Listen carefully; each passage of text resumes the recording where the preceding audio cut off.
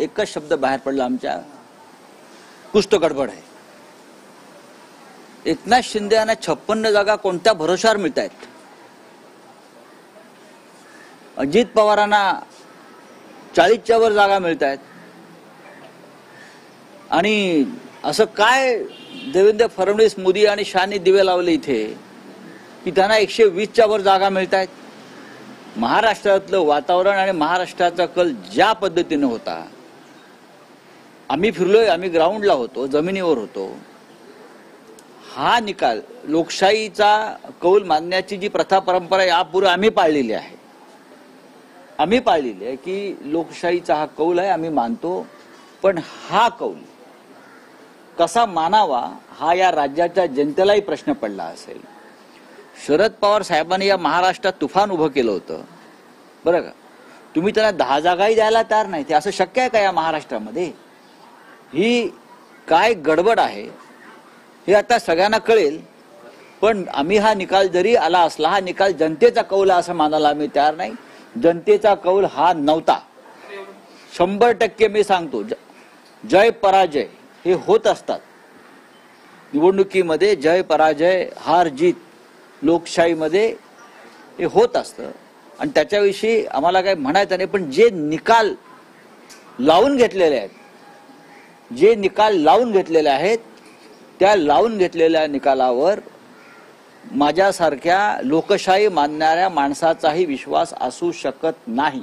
राऊत साहेब, पण जे निकाल आहेत पूर्णपणे दिसतंय की लाडकी बहीण या योजना, मला असं वाटत नाही का महाराष्ट्रामध्ये लाडके भाऊ, लाडके आजोबा, लाडके काका, लाडके मामा, लाडके दादा नाही आहेत का? आहेत ना. मी परत सांगतो की काहीतरी गडबड आहे आणि ही मोठी गडबड आहे. महाराष्ट्रावर अडाणीचं बारीक लक्ष होतं.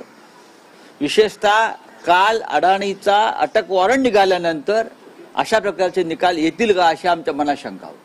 गौतम अडाणीला अमेरिकेतून काल जे अटक वॉरंट निघालं, त्यांच्यावर जे भ्रष्टाचाराचे आरोप झाले, ते अप्रत्यक्षपणे भ्रष्टाचाराचे आरोप हे भारतीय जनता पक्षावरच होते, शिंद्यांवर होते. कारण या निवडणुकीमध्ये सगळ्यात जास्त पैशाचा वापर आणि ताकद ही अडाणींनी लावली. आणि आता या निकालावरती गौतम अडाणीचा प्रभाव आहे का? कारण अडाणी, मोदी आणि फडणवीस, शिंदे वेगळे नाहीत. पण राऊत साहेब, तुम्ही म्हणताय की काहीतरी गडबड आहे, तर नेमकं तुम्हाला काय म्हणायचंय? मी पाहू ना आता ईव्हीएम मध्ये गडबड आहे की या संदर्भात पैशाचा वापर झालेला आहे याच्याविषयी माझ्या मनात काही शंका नाही. तुम्हालाही माहिती आहे पैशाचा किती मोठ्या प्रमाणात वापर झाला. एकनाथ शिंदे सर्व आमदार कसे काय निवडून येऊ शकतात? अजित पवारांचे, ज्यांच्या गद्दारी विरुद्ध या महाराष्ट्रात रोष आहे, ज्यांच्या बेईमानी विरुद्ध या महाराष्ट्रात प्रचंड रोष आहे, शरद पवारांच्या सभांना, त्यांच्या प्रचाराला तुफान प्रतिसाद मिळाला, ते वादळ तुम्हाला दिसत नाही. पण आज जागा जिंकल्यावरती युतीचं वादळ म्हणताय तुम्ही. स्वतःला प्रश्न विचारा मीडियानं. मीडिया हा एक लोकशाहीचा महत्वाचा स्तंभ आहे.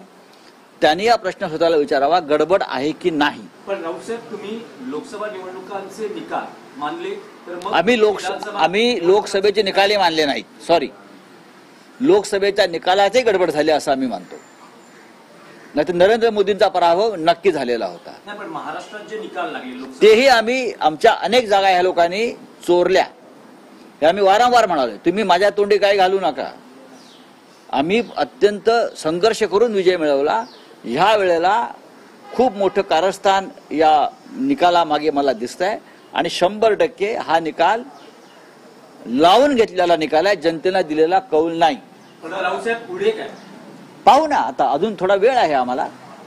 आमच्या महाविकास आघाडीला तुम्ही 75 जागाही देत नसाल, एवढा मोठा विरोध महाराष्ट्रात असताना, एवढी मोठी बेईमानी गद्दारी झाली असताना, जर तुम्ही 75 जागा, 100 जागा जर आम्हाला तुम्ही देत नसाल, याचा अर्थ अमित शहा, मोदी आणि अडाणी यांनी हा निकाल ठरवून लावलेला आहे 100%. आणि शेवटच्या 3 दिवसामध्ये मोदी आणि शहा या राज्यातून गायब झाले. गौतम अडाणी यांचा जो निकाल अमेरिकेत लागलेला आहे त्याच्यावरचं लक्ष सुद्धा यातून बदललं जावं. महाराष्ट्रात आम्ही जिंकलो, गौतम अडाणी जिंकला महाराष्ट्रामध्ये हे त्यांना दाखवायचं आहे. सर, चंद्रकांत दादा पाटील म्हणतात की आमच्या पक्षांच्या नेत्यांचं मन मोठं आहे, उद्धव ठाकरेंचं आम्ही पक्षात आले स्वागत करू, त्यांना पश्चाताप झाला असेल तर त्यांनी परत काही गरज नाही तुमचं मन मोठं असण्याचं. बरं का, तुमचं कारस्थान मोठं आहे, तुमचं मन हेच तुमचं कपट आहे. नाही, पण राऊत साहेब, हे जे निकाल आहेत असं दिसतं आहे की महाविकास आघाडीला किमान विरोधी पक्ष नेते पद तरी हे विधानसभेत मिळेल. जसं काँग्रेसच्या बाबतीमध्ये लोकसभेत 2 वेळेला घडवलं ठरवून, त्याच पद्धतीनं या महाराष्ट्राच्या विधानसभेमध्ये हा निकाल लावून घेतलेला आहे. महाराष्ट्र जो विकायला काढलेला आहे त्याला आम्ही विरोध करत होतो. मुंबई विकायला काढलेली आहे त्याला आम्ही विरोध करत होतो. आणि हा विरोध आमचा मोडून काढण्यासाठी या पद्धतीनं निकाल लावून घेतले. न पेक्षा असे निकाल या महाराष्ट्रात कधीच लागणं शक्य नाही, लागूच शकत नाहीत. राऊत साहेब, विक्रोळी विधानसभेमधून सुनील राऊत आता आघाडीवर आहे. बरं. तुम्ही त्यांच्याबद्दल काय म्हणाल? नाही बघा, असं आहे की काही ठिकाणी त्यांना सुनील राऊत असतील, परळ असेल, दादर असेल, इकडे काय गडबड केली तर 100% लोकांना त्रास होईल हे पचवणं. सुनील राऊत यांचा पराभव करणं सोपं नव्हतं, त्यांनी प्रयत्न केले, त्याच्यामुळे त्यांना इथे काय करता आलं नाही. अशा काही जागा त्यांनी सोडलेल्या आहेत. म्हणजे महाविकास आघाडी गाफील राहिली का? आम्ही अजिबात गाफील राहिलो नाही. गाफील कशा करता राहायचं? जनतेचा कौल हा नाही हे मी एवढंच सांगतो. हा जनतेचा कौल नाही, हा अडाणी आणि त्याच्या टोळीनं लावून घेतलेला कौल आहे. पण राऊत साहेब, महाविकास आघाडीचा जेवढा नंबर किंवा जी संख्या दिसते, एकूण संख्या, त्यापेक्षा शिंदेची जागा शक्यच नाही. जास्त. एकनाथ शिंदेना कोणत्याही परिस्थितीत 20च्या वर जागा मिळणार नाही हे सगळ्यांचं अनुमान होतं. हे भारतीय जनता पक्षाचं अनुमान होतं सुरुवातीला. त्यानंतर आम्ही असं आमच्याकडे असं ग्राउंड रिपोर्ट होता की भारतीय जनता पक्ष हा 65 ते 70 जागांवर जिंकेल. कदाचित तो मोठा पक्ष राहील, पण अजूनही तुम्हाला अशी आशा वाटते का की नाही, त्यांनी आता यंत्रणाच ताब्यात घेतली असेल, त्यांनी अनेक गोष्टींचा आता हळूहळू उलगडा होईल. पण कोणत्याही परिस्थितीमध्ये अशा प्रकारचा निकाल लागणं शक्य नव्हतं. हा जनतेचा कौल आहे, हा मराठी जनतेचा कौल आहे. हे माझ्यासारखा माणूस हे कदापि मानणार नाही. मराठी जनतेचा, शेतकऱ्यांचा, कष्टकऱ्यांचा हा कौल नाही. सर, हिंदी में जानना चाहेंगे, चुनाव के नतीजों की गिनती शुरू हो गई है, फैसले जिस तरीके से सामने आ रहे हैं, महायुति जो है 121, बीजेपी की 121। बात ऐसे है भाई, जो नतीजे सामने आए उसके ऊपर मैं विश्वास रखने को तैयार नहीं. ये जनता का फैसला मानने को तैयार नहीं. हमने महाराष्ट्र की जनता का जो मन है, हमें मालूम था किस दिशा में जा रहा है.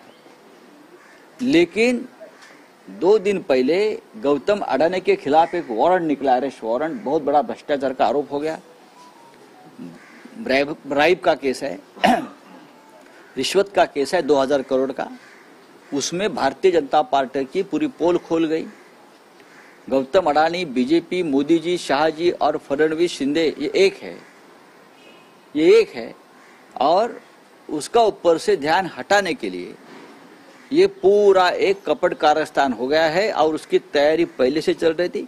हमने ये महाराष्ट्र जो गौतम अडानी के जेब में जा रहा है, मुंबई जेब में जा रहे, हमने विरोध किया. ये अडानी राष्ट्र नहीं होने देंगे. तो इसके लिए इस प्रकार के नतीजे महाराष्ट्र के ऊपर लाद गए हैं. ये जनता का कौल हो ही नहीं सकता. महाराष्ट्र की जनता का मन हमें मालूम है, ये हो ही नहीं सकता है.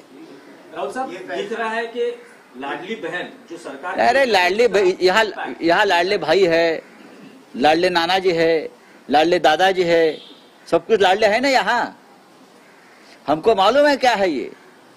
इतनी ये निर्णय जो आया है, ये नतीजा आया है, ये जनता